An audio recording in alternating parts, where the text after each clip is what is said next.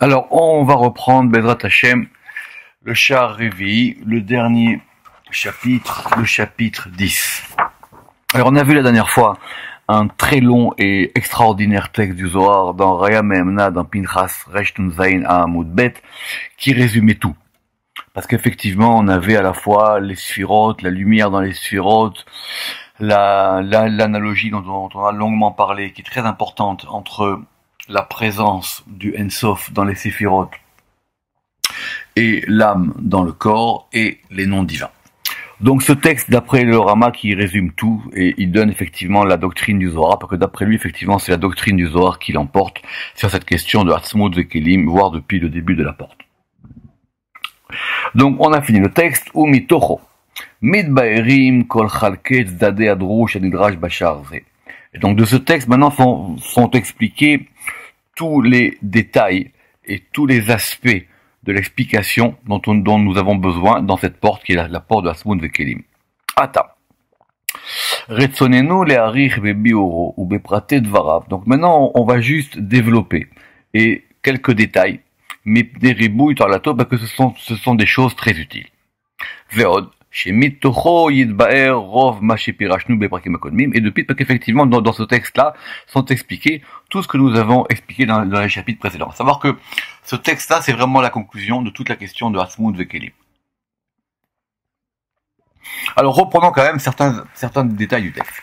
On a dit que on commençait à partir de Chorma, on va y revenir, pourquoi ça n'a pas compté Keter. On a dit qu'il était Chacham, Bechol Mine Chormot, il était sage dans de nombreuses sagesses. Pourquoi? Effectivement, dans la Chorma et dans la Bina, d'ailleurs comme dans toutes les séphirotes, il y a de nombreux aspects. Quand on parle de la Chorma, il y a plusieurs aspects dans la Chorma.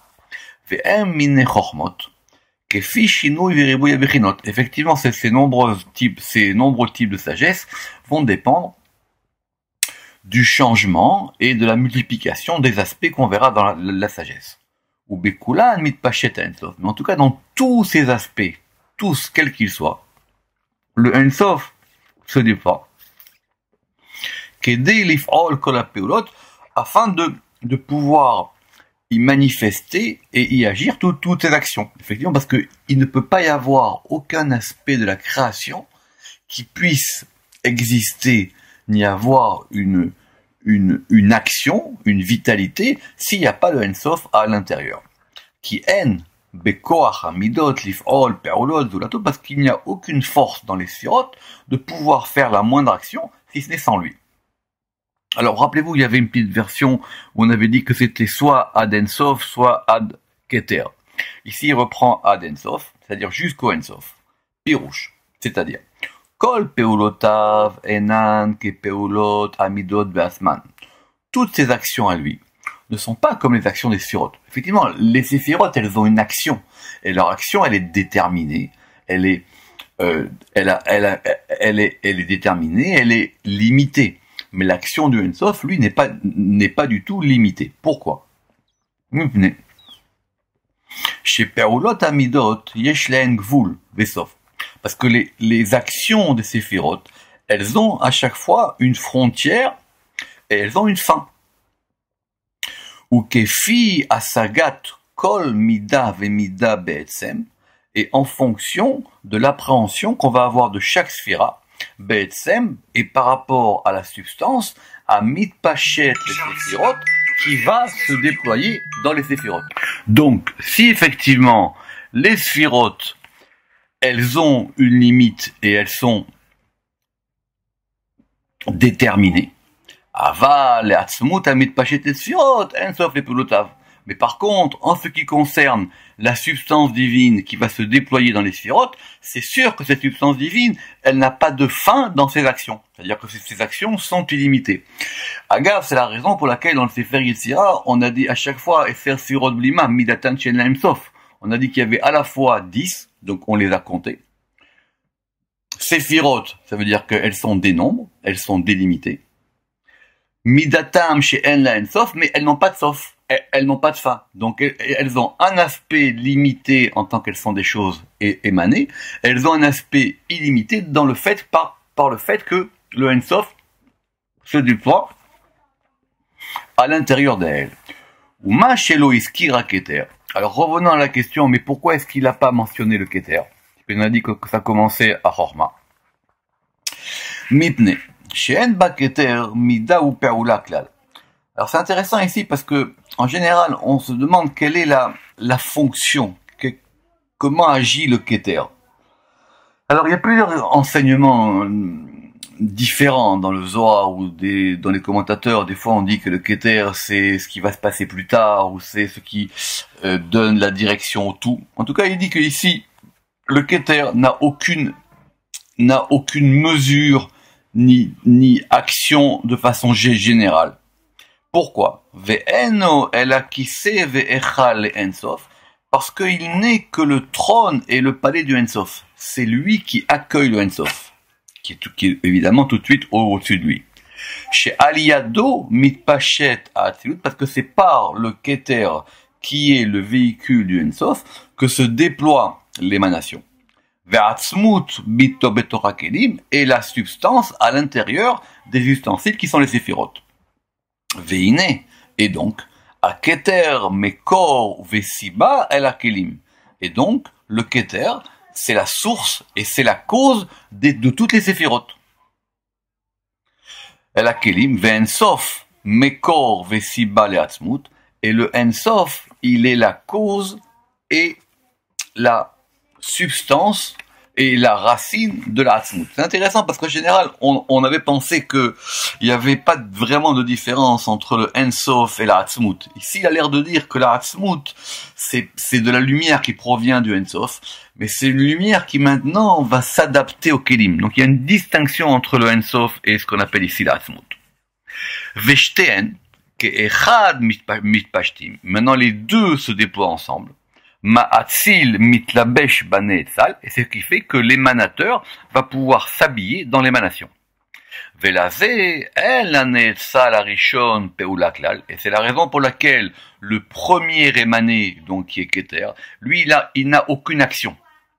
Vetrilat a peula mechorma, et le début de l'action va commencer à Chorma, qui est la raison pour des fois, on va commencer à compter les sphirotes à partir de Chorma, et dans ce cas-là, on comptera Da'at et on ne comptera pas Keter, ça on l'avait vu dans les portes précédentes. Alors rappelez-vous, on avait dit Chacham bechol mine Chormot, ou mevin bechol mine tevunot, donc on avait dit qu'il était sage par de nombreuses sagesses, donc ça c'était pour Chorma, ou mevin bechol mine tevunot, et il comprend par de nombreuses compréhension ou de nombreuses distinctions, ça c'était pour Bina. Après on avait dit Chassid par rapport à Chesed, après on avait dit Gibor par rapport à Gvura, et après on était passé à Veyoetz Bechol Mine Etzot, et il conseille par de nombreux conseils. On s'est posé la question de savoir où est-ce qu'on en était dans les Sphirot. Et après, on passait à Tzadik qui est donc Yesod. Donc il nous manque quoi? Il nous manque Netzach, Od et Tiferet, ou plutôt Tiferet, Netzach et Od. Alors moi j'avais dit dans le cours précédent qu'en général Yoetz, cette notion de conseil dans Shar Arka Kinoim, ça correspondait plus à Tiferet. On va voir ce qu'il en est ici. Veinu Benetzach veod. Alors il dit que normalement, c'est que cette notion de Etza, c'est une notion importante. Dans le Rish Rochma, il y a marqué que Etza c'est un nom divin. Quand quelqu'un il vous donne un conseil à un bon moment, ça peut changer une vie. Rappelez-vous l'histoire de Charbona d'Achorletov dans la Megillah. À un moment, un élément comme ça peut tout changer. Alors il dit que on peut attribuer ça à Netzach veod, chez En Kelayot, à Netzach et Od, qui correspondent donc aux deux reins, et ce sont les deux reins qui donnent des conseils. Ve'aliede ashpa'at ha'etza bebeddin ha'elion, par l'intermédiaire de l'influence du conseil dans le Beddin supérieur. Et c'est-à-dire quoi? C'est-à-dire avec l'association de Tiferet avec eux. Pourquoi chez Ikar et Sameno? Parce que l'essentiel de cette notion de conseil, elle est liée à Tiferet, comme on avait dit. Mais ici, comme on n'a pas compté Netzach et Od, donc en fin de compte, c'est Tiferet qui comprend en lui Netzach et Od. Ve'amru, et on a dit, Dei ou il carré, que maintenant il va être appelé par il est appelé par les séphirotes, par les noms des séphirotes, par les noms divins, par les kinouim. Daïnou, les yaches amidot, el etzem ensof. C'est notre manière de mettre en relation les séphirotes avec la substance du ensof. Et c'est pour ça qu'il est dit, ou beilin dargin bechadikre, et dans tous ces degrés, il est appelé d'une seule manière, par lui. C'est-à-dire, Dehaïnou, c'est-à-dire, chez Etzem Ensof Nikra Kar, parce que la substance du Ensof, elle s'appelle ainsi, par l'intermédiaire des Midot. C'est ça la question maintenant. Maintenant, quand on va l'appeler, est-ce que l'appellation, c'est une appellation du Ensof, ou est-ce que c'est une appellation qui provient de la jonction du Ensof dans les Séphirotes? Et donc, c'est une question très importante, c'est ça, et on va y revenir. Par exemple, d'une part, quelquefois, Bechad Idkare Rahman. Quelquefois, on va l'appeler miséricordieux, c'est-à-dire Rahman, Mitzadeyamin, du côté droit. Et des fois, on va l'appeler Dayan. Dayan, c'est-à-dire qu'il est le juge, donc il est du côté de la rigueur, du côté de la gauche, Mitzadasmol. Ve'ayinu. Et donc, on a bien donc, notre question fondamentale, on a bien donc des différences. On a bien donc des choses différentes. Ve'ayinu Ashinouy. Midin rahamim ou mirahamidin. Donc on a bien quelque chose qui va être des fois, on va passer quelquefois de la rigueur à la miséricorde et de la miséricorde à la rigueur. Et donc on revient à notre question. Alors maintenant le changement il provient d'où? On a dit que la lumière du Ensof, elle changeait pas, elle était tout le temps la même et elle occupait tout. Et donc du coup on a deux questions. Premièrement, achat. Sheu Balatoarim. Deuxièmement, parce qu'il va avoir plusieurs noms. Et deuxièmement, Shenit, Sheu Balashimim, effectivement, que ces noms sont distincts et qu'on pourra passer d'un nom à un autre nom. Ve'im Tomar Shezeu Bebechinat Anivraim. Alors tu peux me dire non, tout ça, c'est par rapport aux créatures, comme on l'a dit plusieurs fois. Ine. Yikshi Shekodem Briat Anivraim, Loaya Nikre Rachum Vedayan. Alors tu peux dire effectivement, avant que les créatures soient créées, lui, on ne pouvait pas l'appeler ni miséricordieux, ni comme étant lié à la rigueur. Ça ne s'applique pas. Pourquoi? Parce que ça, c'est forcément par rapport à quelqu'un d'autre. Il n'est pas ni miséricordieux ni rigoureux. C'est uniquement par rapport aux créatures. Donc tant qu'il n'y a pas de créatures, ces appellations n'existent pas. Alors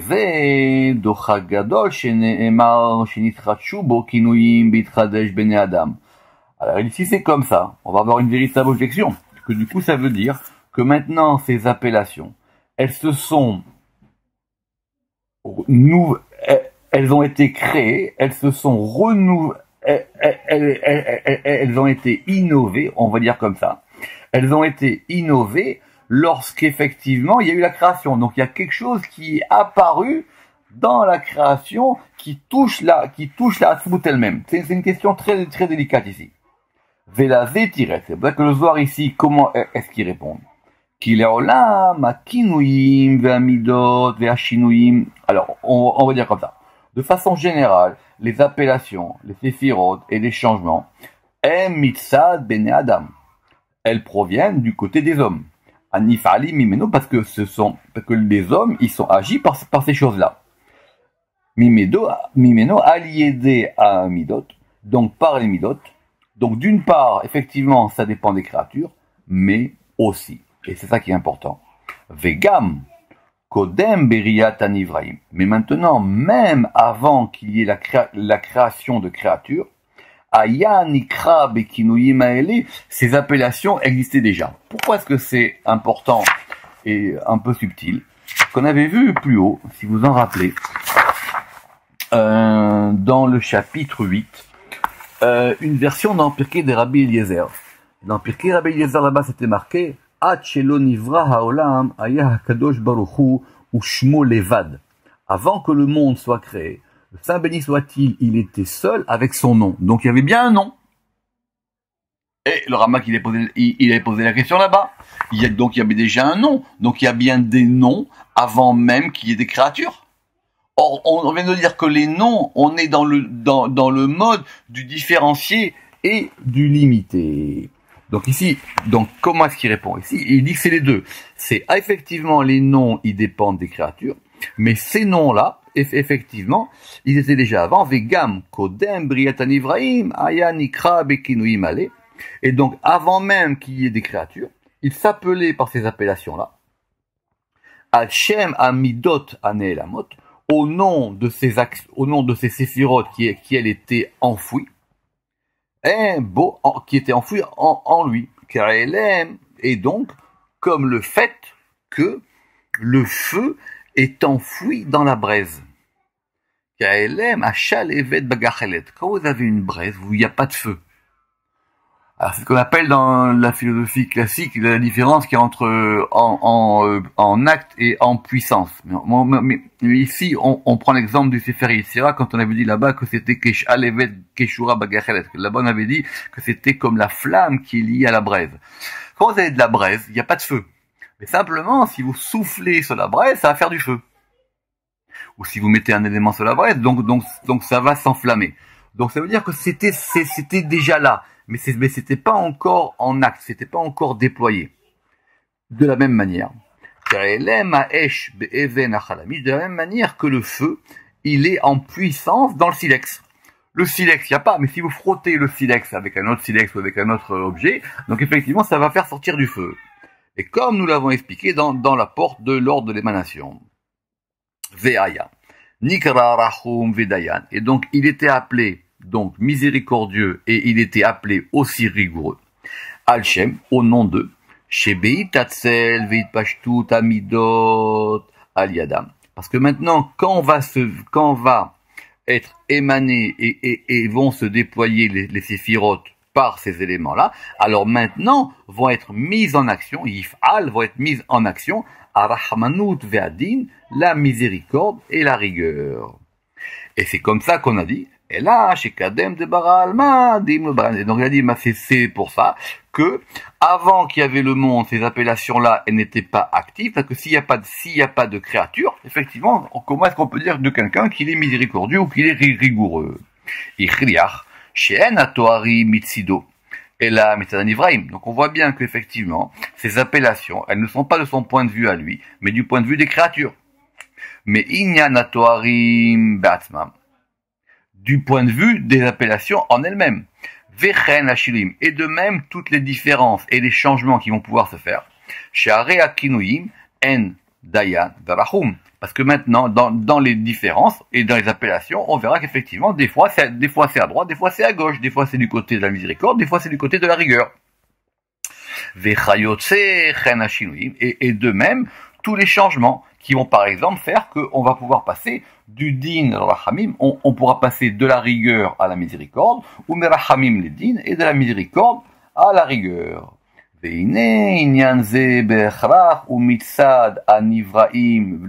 Donc ces choses-là, effectivement, fondamentalement, elles sont du point de vue des créatures et non pas de son point de vue à lui, ou mitzad nivrahim vedo mitzido, c'est-à-dire pirouche mitzad bechinato kodem itpashtut atzilut, c'est-à-dire du côté de son aspect avant qu'il y ait le déploiement de l'émanation. Pourquoi? Parce que si c'est comme ça, effectivement, comment est-ce qu'on va pouvoir dire qu'est-ce qu'on a dit? Comment est-ce qu'on va pouvoir dire qu'il est miséricordieux ou qu'il est rigoureux? Parce que, envers qui il va être miséricordieux? Puisqu'il n'y a pas de créature. Et là, qu'est-ce que tu vas pouvoir me dire? De lo shayach ela mitzad itpashtut atzilut ubriyat anivraim. C'est-à-dire que cela ne correspond pas au déploiement de l'émanation et de la création des créatures. Si tu dis non mais ça c'est en lui, ça dépend pas des créatures. Alors c'est pour ça qu'on a dit Dehi lavrayan be'alma maikre. S'il n'y a pas de créature, comment est-ce qu'il va pouvoir appeler? Autrement dit, le nom il existe, mais il n'y a personne qui l'appelle ce nom. Voilà, c'est ça l'histoire. Tous les noms, ils sont déjà là, mais il n'y a personne qui les appelle. Et c'est pour ça que tous ces noms-là correspondent à ça. Pirouche, c'est-à-dire Tinar she'echrachnu legabe akinuim. Alors maintenant, on va être plus subtil dans la démonstration. Très bien. Admettons. She'echrachnu legabe kinuim derachum vehanun she'en peulot yotzot. Très bien. Alors il dit, je comprends. Quand tu m'as dit qu'à propos de la miséricorde et de la grâce, ça ce sont des actions qui s'adressent à un tiers. Ou lot yotzot, c'est-à-dire ce sont des actions qui sont adressées à un tiers. Peulot yotzot la zulat, nifalot mimeno el zulato, c'est-à-dire sont des choses qui proviennent de lui vers l'autre, vers un tiers, vers quelqu'un qui est à l'extérieur. Mais maintenant, aval beinyan chacham venavon, mais à propos de la chorma, de la sagesse, quelqu'un il est sage, normalement, c'est pas par rapport aux autres, s'il est sage, il est sage. Quelqu'un qui est navon, quelqu'un qui est intelligent, qui a la distinction des choses. Veshar hashemot akinuim she'en omdim bododim, et de même pour tous les noms et les appellations qui eux sont des appellations qui ne correspondent pas à un tiers. C'est ce qu'il appelle ici she'en omdim bododim, c'est-à-dire qui se tiennent seuls, indépendamment du rapport à quelqu'un d'autre. She'en omdim bododim ba'atzmam, ve'enam yotzim el zulato, et qui ne s'appliquent pas à quelqu'un d'autre. En lanu echrach. Alors là, effectivement, là on peut pas, ton raisonnement il marche pas. Ou leolam.